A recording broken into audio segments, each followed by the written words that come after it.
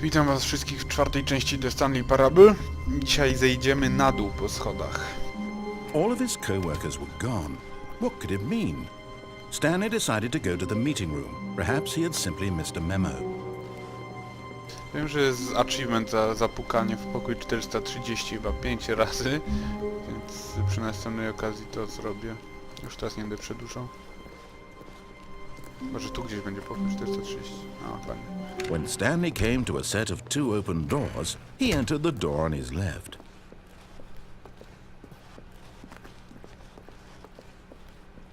Yet there was not a single person here either. Feeling a wave of disbelief, Stanley decided to go up to his... Oh no, no, not again. I won't be part of this. I'm not going to encourage you. I'm not going to say anything at all. I'm just going to be patient and wait for you to finish whatever it is you enjoy doing so much in this room. Please take your time. Okej. Czyli nic już nie będzie mówił. Nie ma zabawy. Nie no, jestem pewien, że coś teraz powie. Powiedz coś.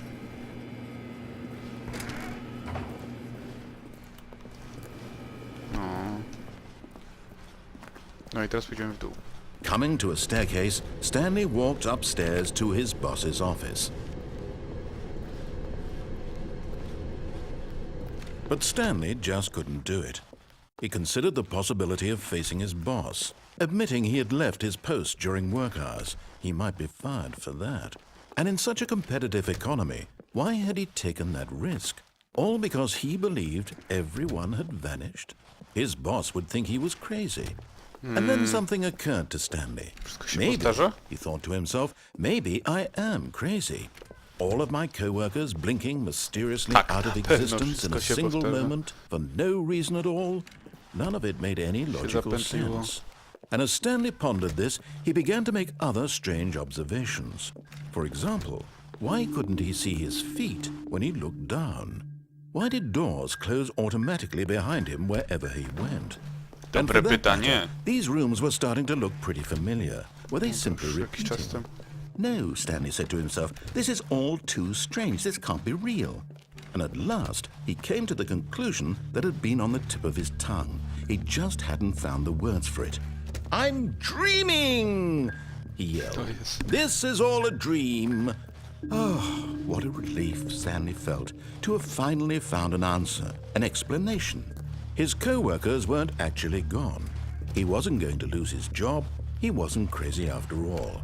And he thought to himself, I suppose I'll wake up soon. I'll have to go back to my boring real-life job pushing buttons. I may as well enjoy this while I'm still lucid.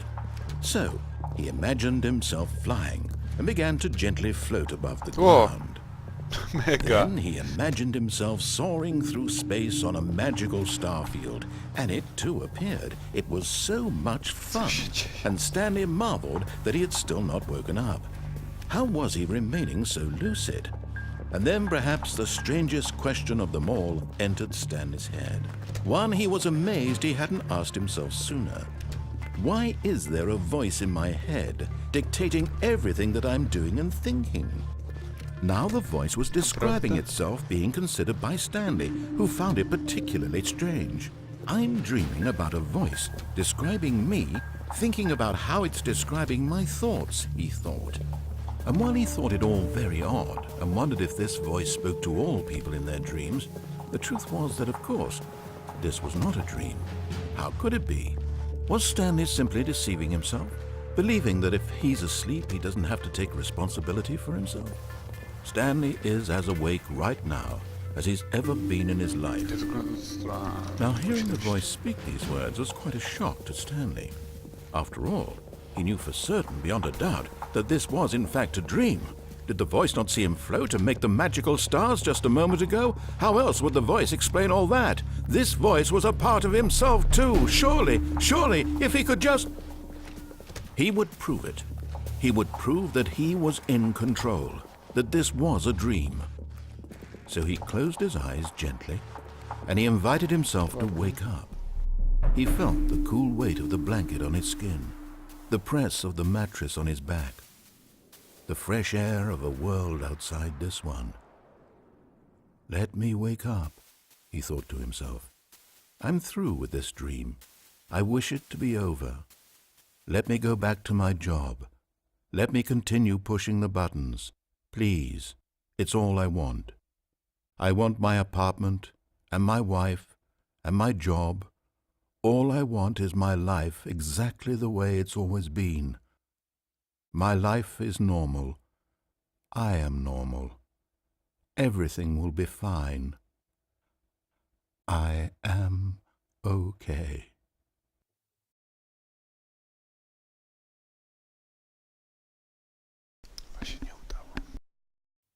Stanley began screaming. Please, someone, wake me up. My name is Stanley. I have a boss. I have an office. I am real. Please, just someone tell me I am real. I must be real. I must be. Can anyone hear my voice? Who am I? Who am I? And everything went black. Okay. This is the story of a woman named Mariella. Mariella woke up on a day like any other.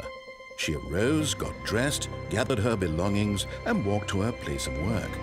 But on this particular day, her walk was interrupted by the body of a man who had stumbled through town talking and screaming to himself, and then collapsed dead on the sidewalk.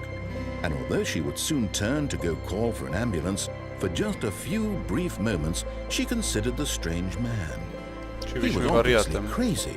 This much she knew. Everyone knows what crazy people look like. And in that moment, she thought to herself how lucky she was to be normal.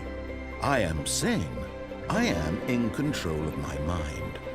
I know what is real and what isn't. It was comforting to think this, and in a certain way, seeing this man made her feel better.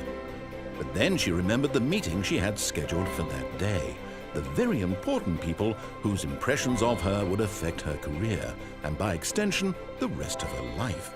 She had no time for this, so it was only a moment that she stood there, staring down at the body. And then she turned and ran.